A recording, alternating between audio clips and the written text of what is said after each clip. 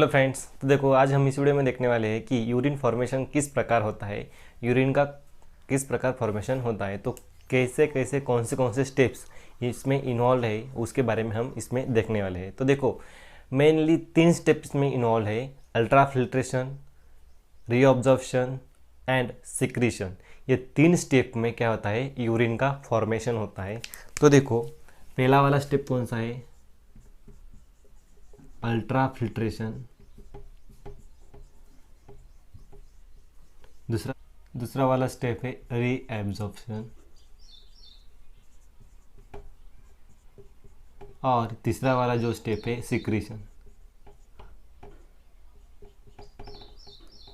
तो देखो जो अल्ट्रा फिल्ट्रेशन जो है, अल्ट्रा फिल्ट्रेशन मेनली कहाँ पे होता है, अल्ट्रा फिल्ट्रेशन मेनली जो माल्फिगेन बॉडी है उसमें होता है। उसमें क्या क्या आता है, ग्लोमेरुलस और बोमन कैप्सूल में जो पहला वाला पार्ट हमने देखा था, जो नेफ्रॉन का स्ट्रक्चर देखा हमने, तो उसमें जिस प्रकार उसका फिल्ट्रेशन होता है, देखो यहाँ पे फिर से हम ड्रॉ कर देते हैं कि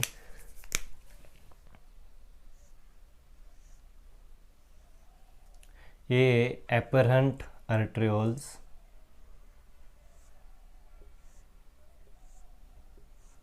यहाँ पे ये कैपिलरी में डिवाइड हो रहा है।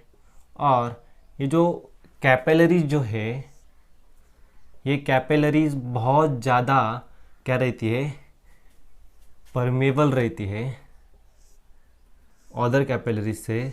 वो 10 to 1000 टाइम्स क्या करती है, वो 10 to 1000 टाइम्स फिल्ट्रेट करती है। और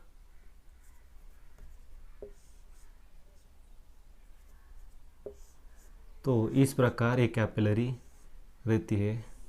और यहाँ पे क्या होता है, ये इफरेंट आर्टेरियोल से यहाँ पे ओपन होती है, इफरेंट आर्टेरियोल्स। और यहाँ पे जो एफरेंट आर्टेरियोल्स जो है यहाँ से स्टार्ट होती है। तो ये जो बोमन कैप्सूल जो है, बोमन कैप्सूल मेनली किससे बना हुआ होता है, 2 लेयर से। जो है अंदर की जो लेयर होती है उसको हम कहते हैं विसरल पेरिटोनियम और विसरल लेयर। ओके, तो जो विसरल लेयर होती है वो विसरल एपिथेलियल सेल से तैयार हुई रहती है। तो ये देखो ये विसरल लेयर है और विसरल एपिथेलियल सेल से ये तैयार होती है। ओके, तो इस प्रकार ये तैयार होती है और ये विसरल एपिथेलियल सेल से तैयार होती है। ओके, इसको हम क्या कहते हैं, विसरल लेयर। उसके बाद जो आउटर रीजन में आउटर लेयर जो रहती है वो पैराइटल लेयर और पैराइटल एपिथेलियल से तैयार होती है।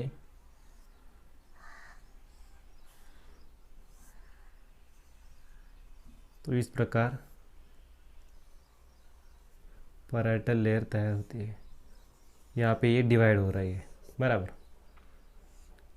तो यहाँ से क्या होता है, यहाँ से ट्यूब्यूल स्ट्रक्चर स्टार्ट होता है, इसीलिए यहाँ पे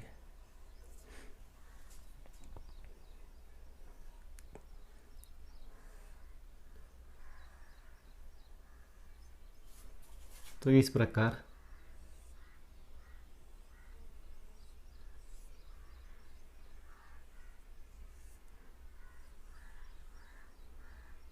ये देखो इस प्रकार होते हैं। तो ये हुई, ये क्या है, पैराइटल लेयर। और ये जो स्पेस है उसको हम क्या कहते हैं, capsular space, capsular space. Okay, तो ये देखो ये जो है यहाँ पे तैयार होता है, ये इसको हम क्या कहते हैं, ग्लोमेरुला है।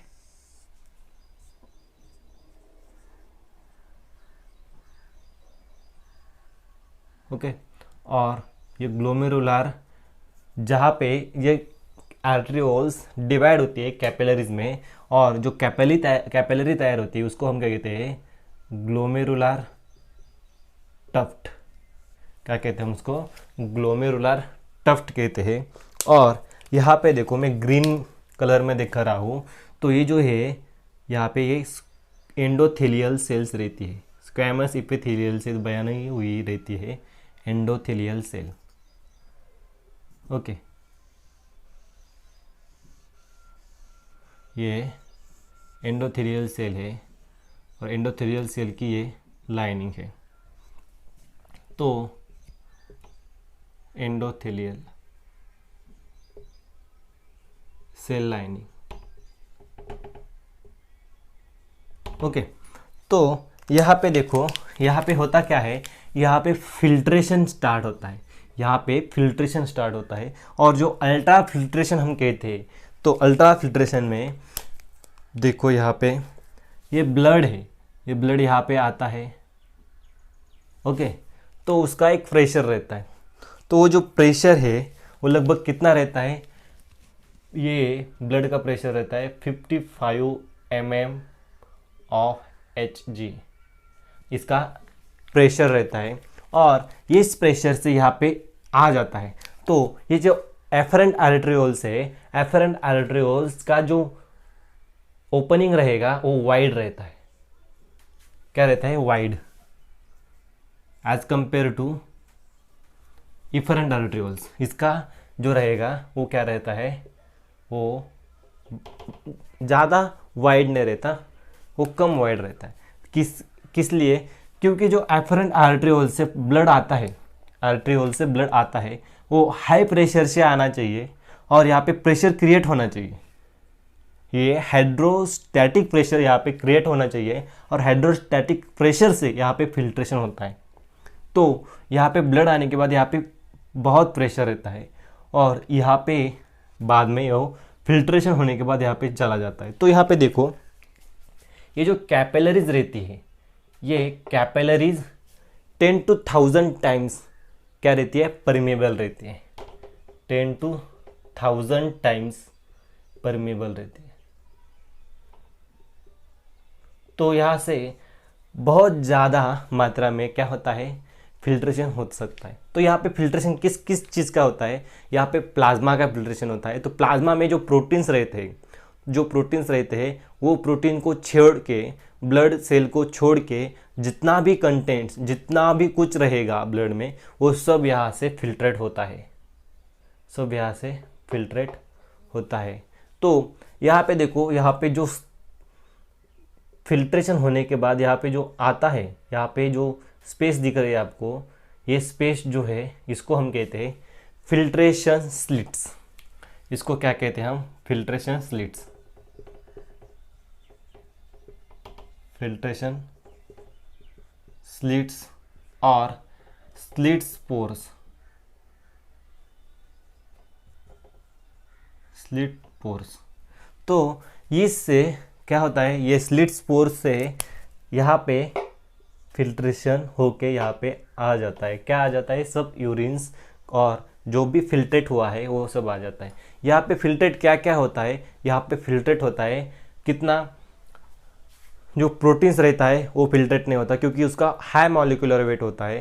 फैट जो रहता है वो भी फिल्ट्रेट नहीं होता, वो उसका भी हाई मॉलिक्यूलर वेट रहता है। जितने भी हाई मॉलिक्यूलर वेट के जो कंटेंट रहेंगे वो यहाँ से फिल्ट्रेट नहीं होते।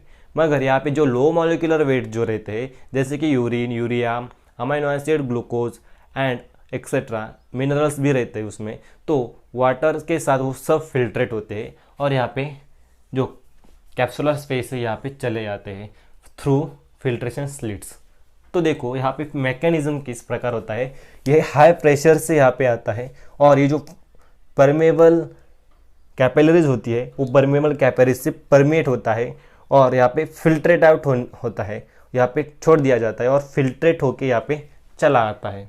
तो 1 मिनट में वो लगभग कितना, ये 1 मिनट में लगभग 1100 से 1200 ml तक क्या करता है, ब्लड का एक किडनी फिल्टर करती है, एक किडनी क्या करती है, फिल्टर करती है। तो जो फिल्टर होने के बाद आगे जाके जो ग्लोमेरुलर फिल्ट्रेशन रेट तैयार होता है, मीन्स यहाँ पे देखो, यहाँ पे 1 मिनट में जितना फिल्ट्रेट होता है, ग्लोमेरुल जितना फिल्ट्रेट करता है वो लगभग कितना रहता है, 125 ml। यहाँ पे देखो, यहाँ पे क्या होता है, 1100 से 1200 ml ब्लड यहाँ पे एंटर होता है, और एंटर होने के बाद जो फिल्ट्रेट आता है यहाँ पे वो 125 ml आता है पर मिनट। 125 ml पर मिनट आ गया, तो इतना जो फिल्ट्रेशन हुआ है, कितना, 1 मिनट में इतना, तो ये फिल्ट्रेशन जो है वो क्या है, ग्लोमेरुलर फिल्ट्रेशन रेट। ये क्या है, ग्लोमेरुलर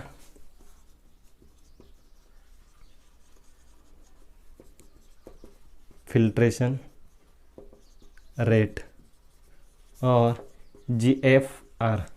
तो ये क्या है, GFR है। तो ये GFR जो है, इसके हिसाब से हम काउंट करेंगे तो 125 ml पर मिनट, तो 24 आवर्स मीन्स 1 डे का जो 1 डे है, 1 डे में लगभग 180 लीटर्स क्या होगा, यहाँ पे फिल्ट्रेट तैयार होता है, और एक्सक्रीट आउट करने के लिए इतना मटेरियल तैयार होगा, कितना, 180 लीटर्स।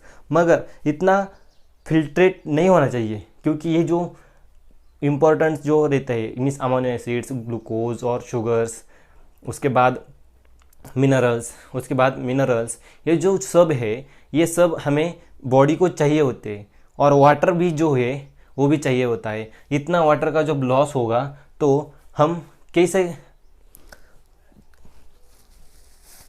तो इतना वाटर का लॉस हम अफोर्ड नहीं कर पाते, इसीलिए यहाँ पे क्या होता है, सेकंड स्टेप होती है रीएब्जॉर्प्शन। तो रीएब्जॉर्प्शन जो है, रीएब्जॉर्प्शन क्या होता है, रीएब्जॉर्प्शन में जो PCT है, PCT means proximal convoluted tubules. तो PCT में क्या होता है, जो ट्यूब्यूल में जो मटेरियल रहता है, ये ट्यूब्यूल में जो एब्जॉर्ब हुआ और फिल्ट्रेट हुआ जो मटेरियल है, यहाँ से क्या होता है, ट्यूब्यूल से वो एक्सक्रीट होता है, मीन्स क्या होता है, ऑस्मोसिस से, पैसिव ट्रांसपोर्ट से, एक्टिव ट्रांसपोर्ट से वो क्या होता है, यहाँ से बाहर रीअब्जॉर्ब किया जाता है। पैसिव ट्रांसपोर्ट से, एक्टिव ट्रांसपोर्ट से रीअब्जॉर्ब किया जाता है। तो पैसिव ट्रांसपोर्ट और एक्टिव ट्रांसपोर्ट मीन्स क्या, जो जहाँ पे एनर्जी लगती है ट्रांसपोर्ट करने के लिए, तो वहाँ पे ATP के,